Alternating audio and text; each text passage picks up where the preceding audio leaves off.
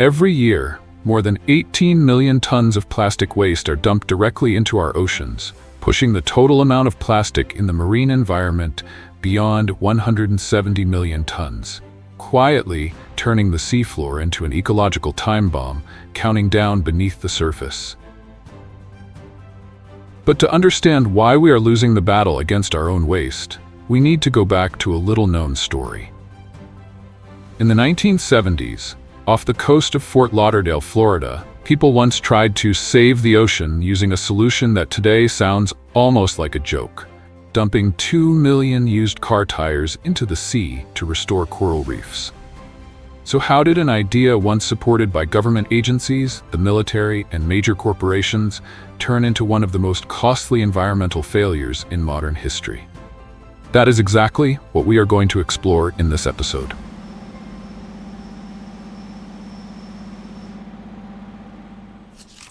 Before 1972, there were virtually no serious legal barriers preventing companies from disposing of waste by dumping it directly into the ocean. This period is often referred to by researchers as the open dumping era, a time when almost anything could be thrown away at sea.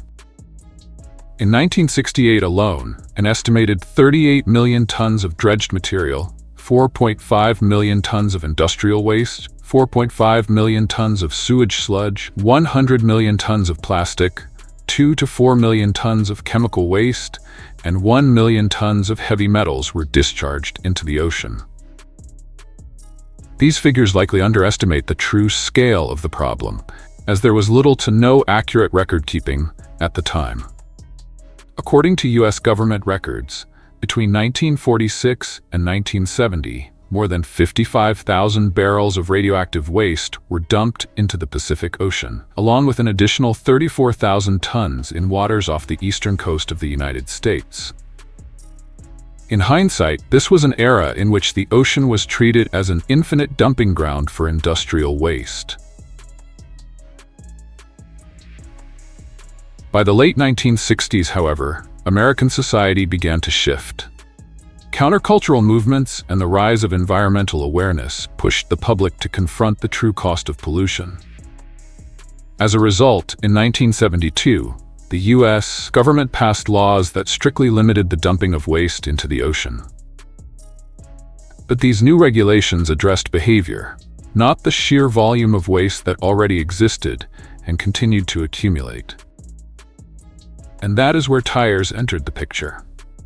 During the 1970s, the rapidly expanding U.S. automotive industry was producing nearly 170 million tires every year, generating an enormous waste problem. Although some very basic recycling methods had existed since the 1960s, the vast majority of tires still ended up in landfills or were incinerated. In the United States alone, tens of millions of tires were incinerated each year, releasing toxic pollutants such as sulfur dioxide, nitrogen oxides, and heavy metals into the air, contributing to severe air pollution and long-term public health risks. In 1972, Broward Artificial Reef Inc. proposed a bold, two birds with one stone solution: remove unsightly piles of tires from land, while simultaneously repairing some of the damage already done to the ocean. And why not turn waste into an ecological solution? The proposal was to build an artificial coral reef made from used tires, placed offshore near Fort Lauderdale. On paper, the logic seemed sound. Natural coral reefs are some of the ocean's most extraordinary ecosystems. Corals are marine invertebrates that provide food and shelter for thousands of species, so their loss would be catastrophic. And yet, we are losing them.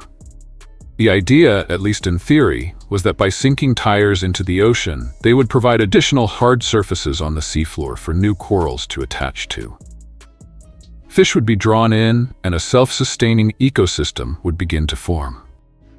The more coral that grew, the more marine life would be attracted to the area. Admittedly, this was a highly experimental idea, but similar artificial reefs had already been built across the northeastern United States, the Gulf of Mexico, Indonesia, Malaysia, Australia, and Africa.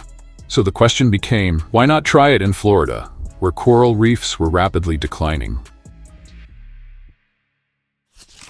In 1974, the Osborne Artificial Reef Project was approved. More than 100 private vessels took part, each carrying thousands of tires bound together with steel clips and nylon straps, and dumping them into an area covering 88 acres, roughly 7,000 feet offshore. The project was popular enough that even the tire manufacturer Goodyear got involved. Not only did they provide equipment for the smaller boats, they also opened the site in dramatic fashion by dropping a massive gold-plated tire from a branded blimp as it flew overhead. In total, as many as 2 million tires were used to create the Osborne Artificial Reef. Can you imagine what that must have looked like? 50 years later, what was once expected to become a miracle on the seafloor is now almost unrecognizable. Are you ready to see the results for yourself? Where are the fish? Where is the life? There is nothing. No coral, no fish, no ecosystem. Despite the fact that the original idea sounded reasonable in theory, despite the good intentions and optimistic promises, the Osborne Artificial Reef ultimately became a catastrophic failure. Why did this happen? There was one critical detail that almost everyone overlooked. The tire bundles at Osborne Reef were held together with steel clips and nylon straps, and no one thought to treat the steel to prevent it from corroding in a saltwater environment.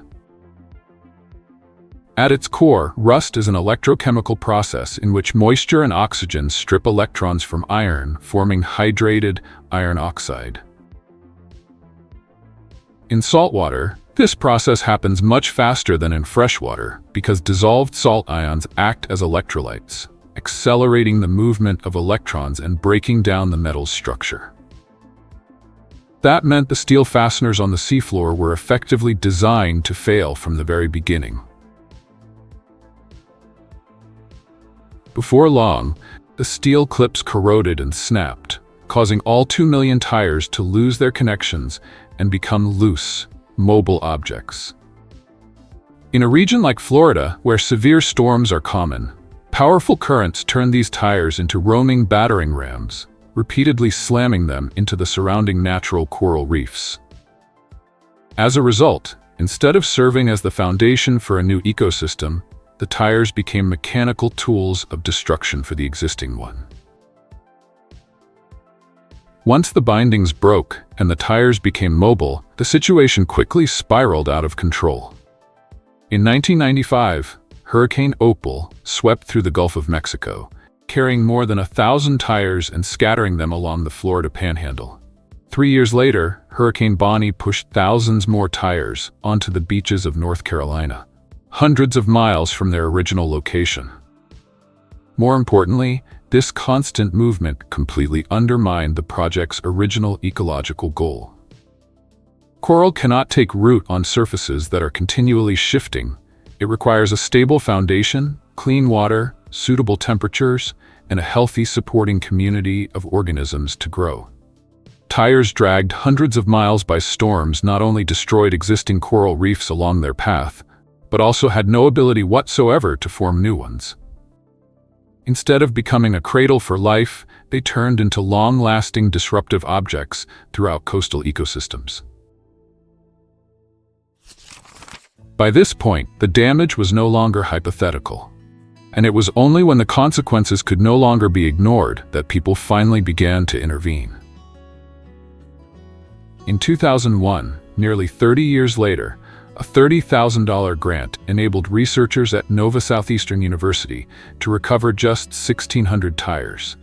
A tiny number compared to the scale of the disaster, but the first systematic attempt since the project was created. However, the economic reality quickly became apparent. After accounting for vessel rentals, specialized labor, and mandatory permitting procedures, the average recovery cost came out to about $17 per tire. Multiply that figure by the millions of tires still resting on the ocean floor, and total cleanup estimates ballooned to somewhere between $40 million and $100 million. At that scale, fixing a mistake that had been pitched as a cost-saving solution in the 1970s turned into a financial burden no organization was willing to shoulder. As civilian efforts stalled under the weight of cost, the U.S. military stepped in under very different circumstances. In 2007, the area became a dive training site, allowing crews to recover about 10,000 tires. By 2009, after additional funding, that number had risen to 72,000. But when the training operations ended, the resources disappeared with them. Most of the problem remained untouched. More than 95% of the tires were still lying on the ocean floor. After years of stagnation driven by high costs and the absence of stable funding, the first truly significant progress finally emerged. From 2016 to 2019, through a $4.3 million contract with Industrial Divers Corporation, the Osborne Reef cleanup achieved its most tangible results since the disaster began. At peak capacity, IDC was recovering between 2,000 and 5,000 tires per week, bringing the total number of tires removed to a staggering 250,000. Even so, roughly 2/3 of the tires were still on the seafloor. And more importantly, the cost of maintaining that pace remained far beyond what the Florida government could afford in the long term. As public budgets continued to be stretched thin, another option appeared, at least on paper.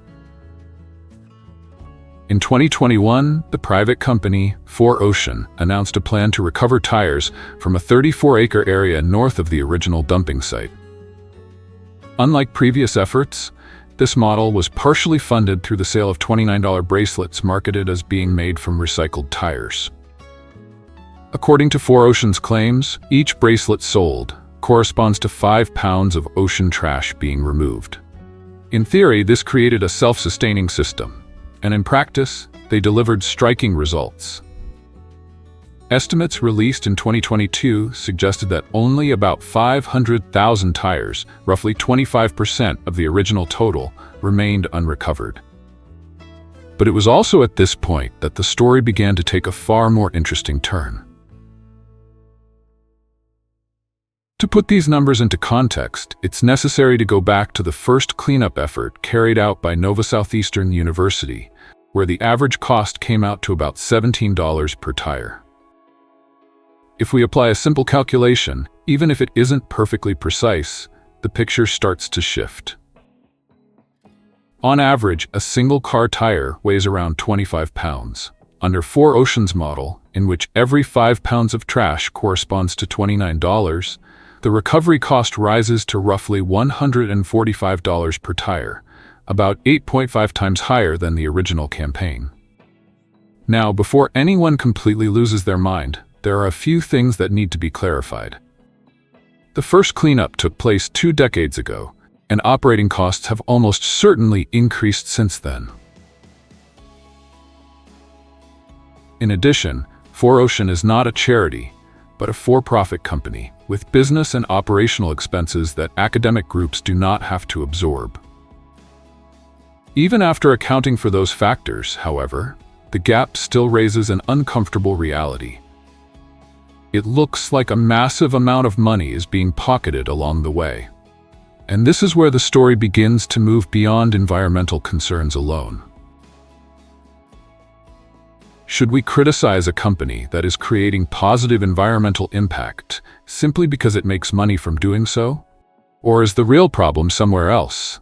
Why are the parties that directly created this mess not being held responsible for cleaning it up? Goodyear, the world's second-largest tire manufacturer, was once enthusiastically involved, supplying equipment to dump tires into the ocean, and even staging a flashy launch by dropping a giant gold-plated tire from a branded blimp as it flew overhead. And then, when everything fell apart, they simply disappeared from the story. From a PR perspective, that makes perfect sense. Landfills on land are visible scars that everyone can see. Osborne Reef is not. It sits underwater, out of sight, doesn't get in anyone's way while swimming, and is very easy to forget. But that still isn't the most frightening part. The bigger concern lies in another possibility. When fixing a disaster becomes a profitable industry, the system may begin to incentivize the very mistakes it claims to be correcting. This is not meant to suggest that 4Ocean is acting with bad intentions, but it does point to a structural risk, one where pollution can inadvertently become the foundation for a lucrative remediation market. And that possibility is what should worry us the most. Osborne Reef was not an isolated mistake. France once sank 25,000 tires under the same assumption, only to spend over $1.1 million retrieving them after pollution was discovered. The question is whether artificial reefs fix problems or hide them. And at that point, the ocean is no longer the only victim. It becomes the final dumping ground for decisions humanity would rather not confront. What do you think about this?